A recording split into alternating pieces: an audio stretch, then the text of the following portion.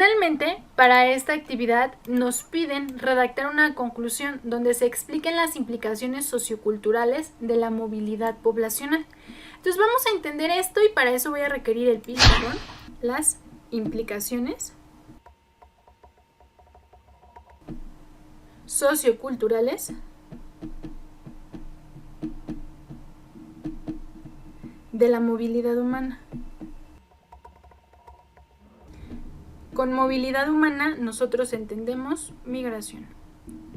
La mayoría de los estudiantes en las actividades nos comenta que la migración se debe porque la población quiere incrementar su nivel económico, por problemas, por ejemplo, con el narco o con problemas de seguridad, porque bueno, serían problemas de seguridad, y enlistan un sinfín de problemas. Estos, si bien es el motor del movimiento, nosotros tenemos que entender esta actividad desde un concepto más amplio. Y cuando nosotros hacemos referencia a implicaciones, nosotros estamos hablando en términos de evolución. Esto solo es una parte que podemos o no meterla, pero no es la totalidad de la reflexión que nosotros debemos hacer. La totalidad de la reflexión debe de incluir qué es lo que ocurre en términos de evolución cultural o sociocultural cuando un elemento de la población migra o cuando varios elementos de la población migran o se da esta movilidad humana.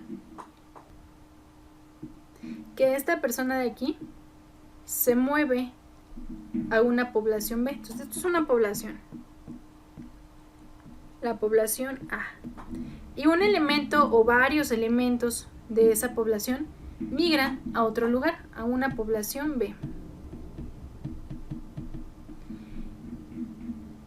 Al movimiento de esta población, bueno, estas personas llevan consigo ciertas costumbres, ideas, tradiciones, etc. Todos estos elementos tienen que ver con su contexto, es decir, del lugar donde partieron hay ciertas costumbres, hay ciertas ideas muy particulares y muy peculiares del lugar donde se están desenvolviendo. El contexto va a determinar por mucho la conducta de una persona. Entonces aquí voy a poner conducta.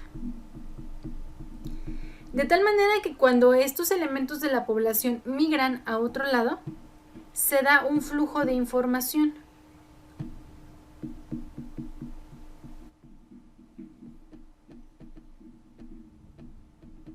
Para la actividad, nosotros tenemos que entender a la movilidad humana desde el flujo de genes, o sea, de características biológicas como el color del cabello, la estatura, etcétera, la complexión, etcétera, también como conocimientos culturales, cultura y sociedad. Entonces, cuando hay movilidad humana, no solamente las personas se llevan consigo los genes, también se llevan su cultura y también se llevan sus patrones sociales. De tal manera que pasar de una población A una población B incrementa la biodiversidad en 3 términos: genes, cultura y sociedad. Después de que hice esta actividad, que vi cuáles son las diferencias poblacionales entre un estado y otro, que ya vi cómo en los últimos 50 años un estado ha incrementado más su población que otra, que hay aspectos bien distintos entre estados aunque seamos un mismo país. Por ejemplo, pensemos en el Estado de México y en Mérida, inclusive el acento es distinto, ¿no? Entonces, ¿cuál sería una de las primeras implicaciones cuando hay esta movilidad? Imaginemos que una persona de Mérida migra hacia el Estado de México. Bueno, pues una primera idea sería que esa persona se encuentra con este choque de ideas, digámoslo así, ¿no?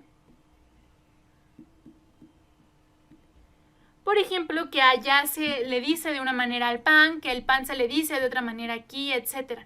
Entonces, bueno, pues incrementa el conocimiento, la cultura, el valor que se le da a las cosas cuando una persona va conociendo otras formas. Por ejemplo, cuando yo he ido a Mérida y veo que representan el juego de pelota de los mayas, yo quedo fascinada. Y era algo que yo no había visto.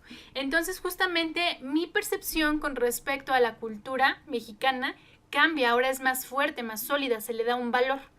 Entonces, por ejemplo, pues incrementa el valor que se le da y el respeto a las diferencias. Entonces, todas estas son implicaciones de la movilidad humana.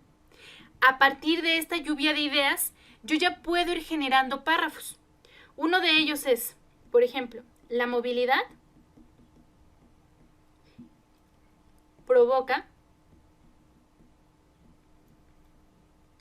que incremente. Aquí está mi flechita de el conocimiento y el valor y el respeto por las cosas, ¿no?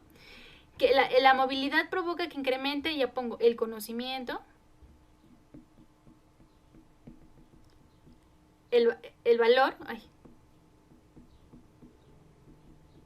y el respeto a las diferencias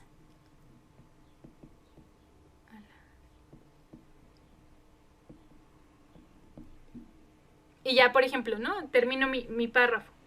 Y entonces poco a poco voy construyendo esos 8 a 10 renglones. Entonces generar una lluvia de ideas puede ser algo satisfactorio antes de redactar la reflexión. La reflexión tiene que ser propia, debe de ser autónoma, y si ustedes hacen esta lluvia de ideas, las ideas que tengan ustedes no las va a tener otro estudiante. Sus ideas son propias, son únicas, son suyas. Estas ideas las transformamos a una narrativa y tendríamos una reflexión original que cubre con los requisitos que nos están solicitando en plataforma.